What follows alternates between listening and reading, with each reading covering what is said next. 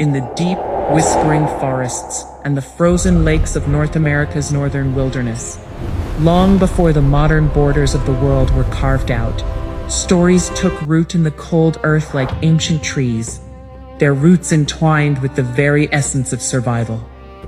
These tales were not mere entertainment, but warnings, teachings, and protective charms passed down through generations. Among the most feared of these legends was that of the Wendigo, a creature born not solely from myth, but from the bitter pangs of starvation, desperation, and the darkest corners of human survival. The Wendigo is not merely a monster, it is a harbinger of doom, a chilling reminder of what lies beyond the fragile veil of humanity. According to the oral traditions of northern indigenous communities, the Wendigo embodies the very essence of winter: endless hunger, brutal isolation, and the dire consequences of prioritizing selfish survival over the collective good. In a land where winter could stretch for half the year and food shortages were a relentless threat, survival hinged on cooperation, trust, and unwavering support.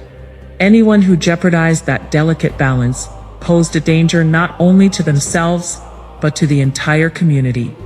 Thus, the legend of the Wendigo sprouted from stark reality. Tales told of its origins, revealing that the Wendigo was once human, someone who succumbed to the terrible curse of desperation. The most chilling transformation occurred through the act of cannibalism.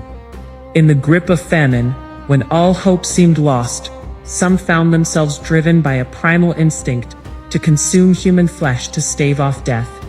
Yet folklore warns that this monstrous act carries a steep spiritual price.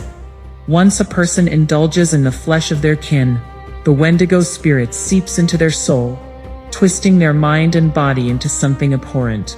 Other accounts tell of possession, where the Wendigo spirit invades a person through haunting dreams, insidious curses, or the gnawing weakness of spirit.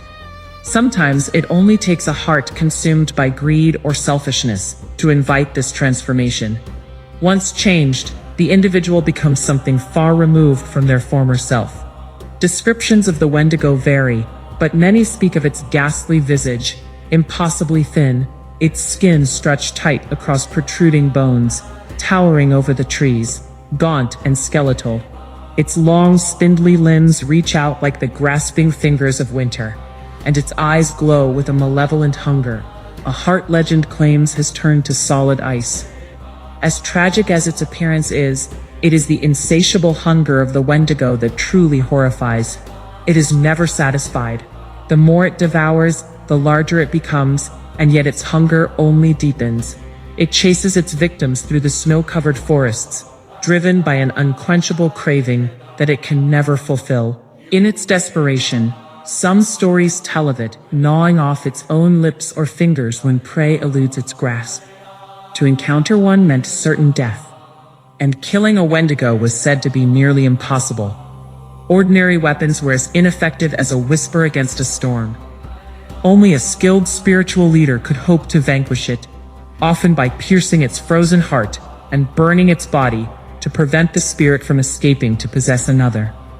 Yet these were not mere supernatural tales. They were shaped by the harsh realities of life in the unforgiving cold. During the 18th and 19th centuries, explorers and settlers recorded chilling incidents where the legends seemed to collide violently with reality. One infamous case involved a trapper who returned from a winter expedition alone after leading his family into the wilderness. He claimed they had perished from starvation, yet investigators noted something unsettling. He appeared well-fed. Upon searching his camp, authorities discovered human remains, bones shattered open to extract the marrow. Confronted with the evidence, he confessed to killing and consuming his family, claiming he had been tormented by the Wendigo spirit that haunted his dreams, driving him toward the unspeakable. Another figure, a spiritual leader, believed he had killed multiple individuals he feared were succumbing to the Wendigo's curse.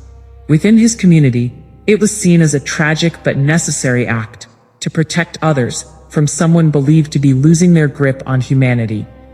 When colonial authorities arrested him for murder, he could not fathom why he was being punished for what he considered an act of protection.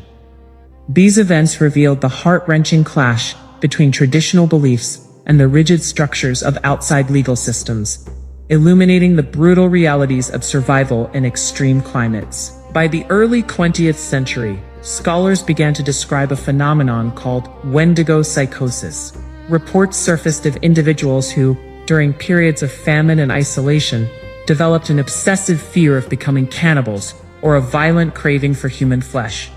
Some believed they were transforming into monsters, pleading to be restrained or even killed to prevent harm to others. Modern researchers debate whether this condition existed as a unique disorder, or was merely the result of extreme psychological stress, compounded by the powerful cultural fears surrounding hunger and the Wendigo. Starvation, isolation, depression, and terror could push the human mind into the darkest of corners, especially when communities already lived in the shadow of the Wendigo legend.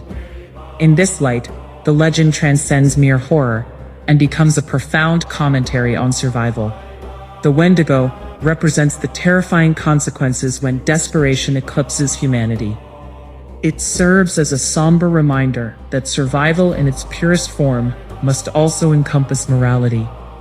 Even today, the Wendigo looms large as a potent symbol.